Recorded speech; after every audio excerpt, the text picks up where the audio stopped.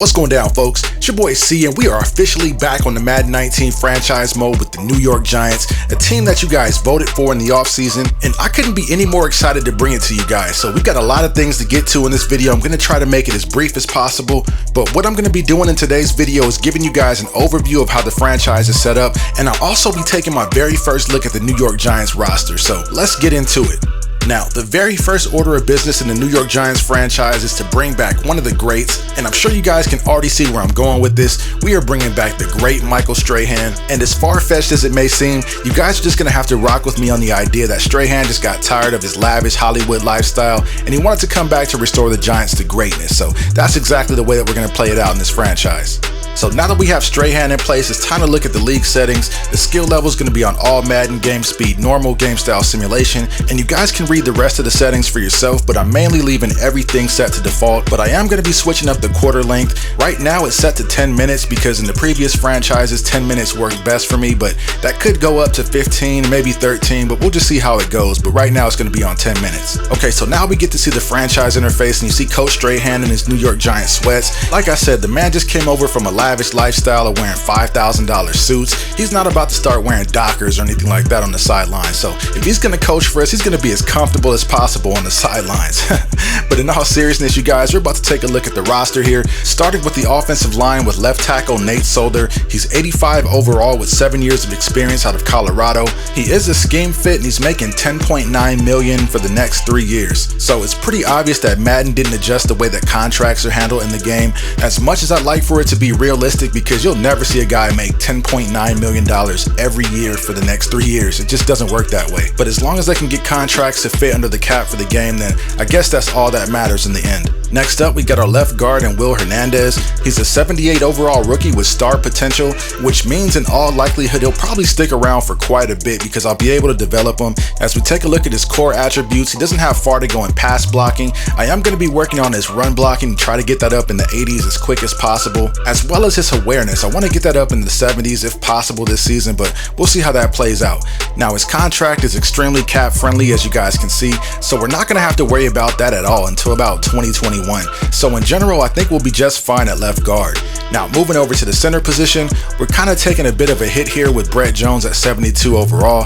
He does have the quick development trait, but at 27 years old, it really doesn't matter. He's already developed to pretty much his full potential at this point. You guys can see his core attributes. He can pass block a little bit, but that's pretty much where my enthusiasm stops with Brett Jones. So he's probably going to be on the list of players I'm looking to replace here in the near future. And his contract to me says the same exact thing. He's only under contract this year for $2.91 million. So he's clearly not going to be the long-term solution at that position, but hopefully he'll put up a decent year and maybe change my mind about it. Who knows? But anyways, now we're taking a look at John Jerry at right guard. He's 6'5", 32 years old, 77 overall with some decent attributes. I mean, maybe that's a stretch in some categories. He's clearly more of a pass blocker than he is a run blocker, the same with my other offensive linemen. So unless we get really creative in the run game, that may not bode well for SAQUON. Now, Jerry is under contract for the next 2 seasons, so in all likelihood, that's probably a blessing in disguise because he'll end up playing out that contract for me. And in a couple of seasons, I'm still banking on him being around 75 to 76, so it could work out for us in the long term. So we'll see how it plays out. Now on to ERECK Flowers. Without diving too deep into it, let me just say this. Right tackle is definitely high on the list of positions that I need to upgrade. So a very rare trade in the first season may be in the works here, especially if he struggles early the way that I expect him to. So you guys keep an eye out for that. Now, transitioning over to the skill position players, Evan Engram is a player that I like a lot. He's a deep threat pass catching tight end that's 85 overall with 90 speed. That's just incredible when you think about it. I'm already imagining sending this guy across the middle on a slant or down the seam against cover 2. I'm telling you guys, this guy is going to be a matchup problem for days for linebackers. I really can't wait just to let him loose. Now, he's not going to be much of a blocker, as you guys just saw, and I'm really not too worried about that at this point. I'll just need to be mindful of the times I ask him to run block, which probably won't be that often, so I really don't expect for that to be an issue.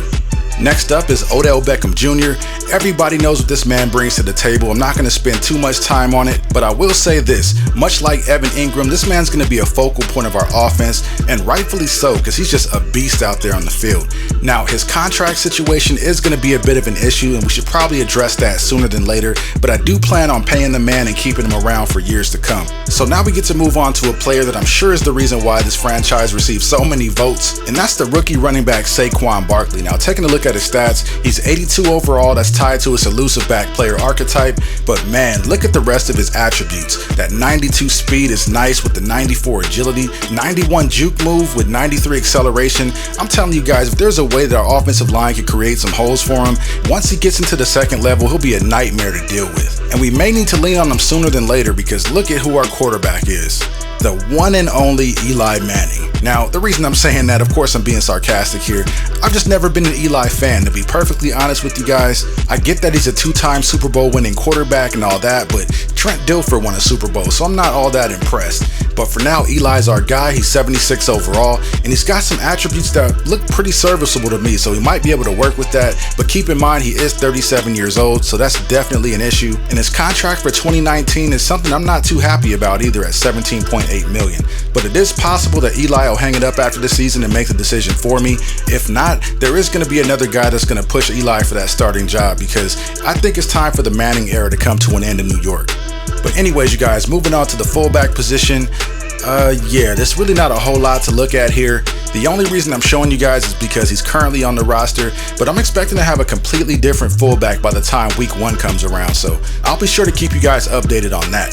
Sterling Shepard's a guy that I'm really going to have to work to figure out how to get him involved in the offense, because we've got so many different weapons that it could be really easy to forget that Shepard's even on the field. So I'm definitely going to have to make him a focus at some point, because I think he's a really good and borderline underrated slot receiver. He's 24 years old and he's got quick development, so he could be used as a really nice complementary piece to Odell. I don't see him being the number 2 wide receiver. I like him more in the slot, and if I can find the right role for him and get him more involved, he could have a decent impact this season. So that pretty much wraps up a first look at our offense. Now let's take a closer look at the defense, starting with DARIAN THOMPSON here, 71 overall. He's 24 years old with normal development, so that's pretty much as good as he's going to get. Now he's under contract for the next couple of seasons, but it's a pretty safe bet to say that we're going to have a new starting free safety to start next year. On to VERNON. He's pretty much going to be our premier pass rusher, and that's really the case by default, because there really isn't much help for him here, and you guys are going to see that in just a second. But looking at his attributes, I really just see a competent pass rusher, but nothing special. With that being the case, I'm probably going to have to get a little bit more creative than I like to on defense to get pressure, but hopefully that won't be the case, because he is being paid like he's the guy, so hopefully he'll step up and surprise me in that role. Next up is one of our middle linebackers in ERECK Ogletree, and to me he's always been one of those players that never seems to be able to fully put it together. I remember him playing back with the Rams having weeks where he'd put up double-digit tackle numbers and tackles for losses and things like that, and then the following couple of weeks he completely disappeared off of the map. It's really hard to say what you're going to get from a player like this. I do like his hit power and tackle rating. He's got okay speed with nice acceleration, with decent awareness and play rec, so he definitely could be in position to make some plays, but I'm really worried about that 55 zone coverage rating. That's a problem right there. But due to our other more pressing needs, ERECK Ogletree will likely be sticking around a little bit longer, and the same goes for our next middle linebacker, BJ Goodson. He's built similar to Ogletree as far as skill set goes. For the exception of block shedding and play rec, those two items are pretty much flip-flop for the players. And even though I'm not really thrilled about either player in this case, for BJ Goodwin's sake, he doesn't make too much money, so it doesn't really hurt that much, but I really would like to see an upgrade at that position. And as I've been talking, I completely skipped over Kareem Martin, but you guys already saw the details. In addition to that, you might be noticing a bit of a pattern here on defense. We seem to be stocked with a ton of guys that are just decent. Not good, not great, just decent, especially along the linebacking core, but I'm really looking forward to the challenge there. As we look at Janoris Jenkins, now we get to see a little bit more talent here. He's 88 overall, and since he's 29 years old, we've probably got about a season, maybe 2, before we see some real regression there, and I'm completely fine with that. I like what he brings to the table in terms of man and zone coverage, and he's ranked just outside the top 10 in corners in the league, so I'm really happy about that. The corner opposite to Jenkins is Eli Apple, and if it were up to me, I would completely skip this guy altogether. I'm not really much of a fan, and you're going to be able to see why here in just a second. Take a look at his attributes. Can somebody tell me exactly what it is that this man does well?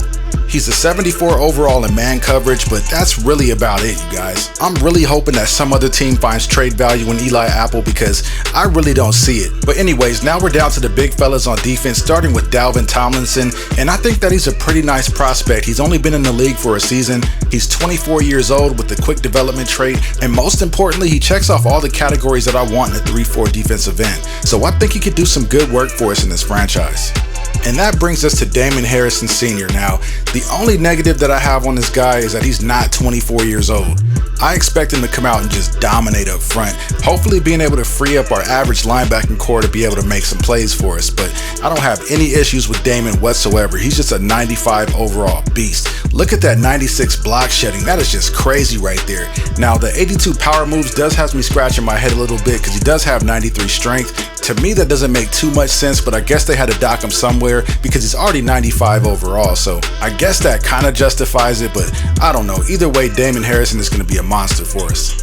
So now we get to wrap up the defensive lineman with KERRY WYNN, and there's really not a lot to talk about here. He's 71 overall with normal development, 27 years old, and really nothing to be excited about whatsoever. So you guys can expect for him to be on the move pretty soon, maybe early in the season. We'll see how it plays out, but he is only on a 1-year deal, so if I had to play him, it wouldn't be that bad, but I really want to look for a better option.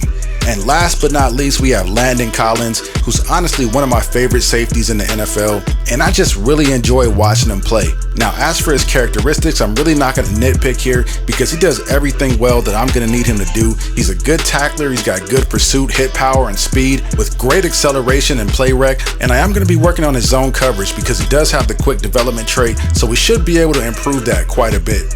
Now, here's another issue that we're going to have to address early in the season, the same with ODELL, but Collins is playing in a contract year, and I really don't want to risk losing a player like him in free agency, so we may have to open up the bank a little bit and hopefully sign him to a long-term deal sooner than later.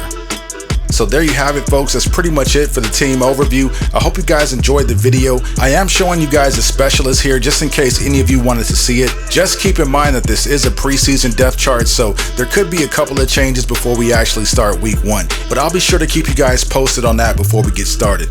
Anyways, you guys, that's all the time I got for this video. I hope you guys enjoyed it. Please don't forget to like, share, comment, and subscribe. I'm signing off, and I'll see you in the next one.